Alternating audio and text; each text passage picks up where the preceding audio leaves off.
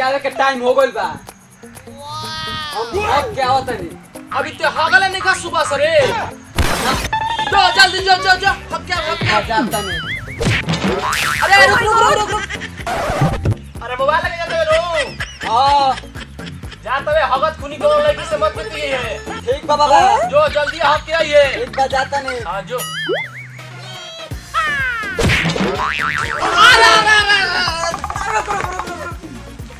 आराम से आओ तो अपने में खुदा खुदी काहे करतो हो कोरोना हो जाई। रोग का बाबा ना रे हम ना आनी ते बाबा के बारे में पूछ ले। ते बाबा के बारे में पूछला रे चले सुन। बाबा जब आवेला नु तो BMW से आवेला आ जब चलेला नु तो धूल उड़ जाला। चला से तुमको फ्लैशबैक में दिखा दी।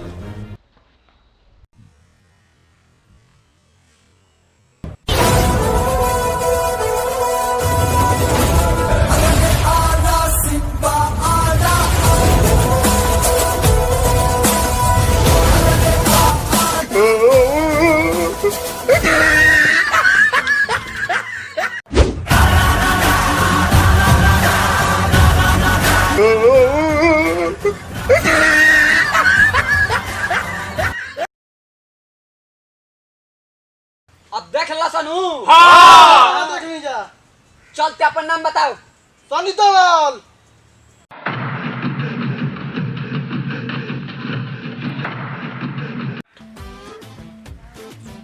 देखे में तो सुअरा लगा तड़े। तेहू तो बाबा के चमचे हवे ते तो बाबा के चटते हकबे नु। पास बारे जो बाबा बाबा बाबा गुज लमटो नहीं की पहले बाबा खजाने में कैसे कर लगा ले भुला जी। ना ना ना ना आओ देख देख ना बाबा ना ना ना देखबे खजाना बा अब हां देखाओ तली देखी।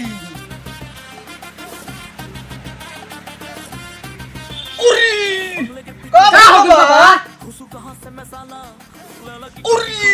अरे बाबा का क्या हो गया? इकर हाथ के लकीर तो सब मीट गुल बारे कुछ दिखाइए नहीं खे दे तो चश्मा वाला गई बता तू लोग की। अरे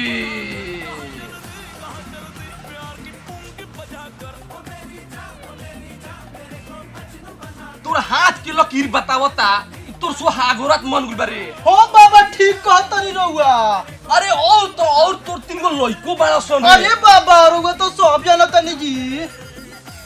अरे पता चलता तोर हाथ की लकीर से कि तोर औरत या दूसरा जोरे फसल बिया रे। इका कहता नहीं बाबा। अरे सोही मेरे बच्चा जो जल्दी जो जाता नहीं हम अभी ये। रुक बाबा का दक्षिणा ना देबे का। बाबा कितना दक्षिणा हो राउर। तोरा जीवन खुशी होगी जीवन बुझाता तेवन दे दे। सकबो बाबा के दक्षिणा लगाई है 551 जल्दी आइए।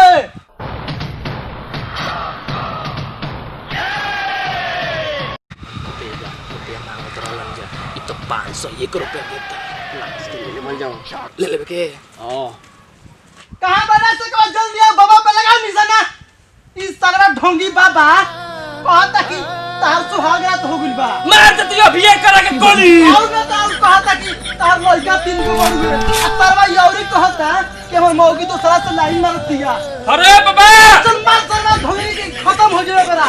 मार दे ये बरा ढोंगी बाबा मार तो मार हम कहते सकबा। अरे मार लगाओ निशाना मार तू। मार गाड़ी में चले। अरे हम कहां से तो तक भाग ओ कहां से भागे जाओ सर। मार पिछवा में गोली की छत दसन। मार चिल्ला दस मार। आगे सारा बाप मार दे तो पीछे वाला में छत आ जाएगी। जान रही तो ढेर पैसा चल कमाई। भाग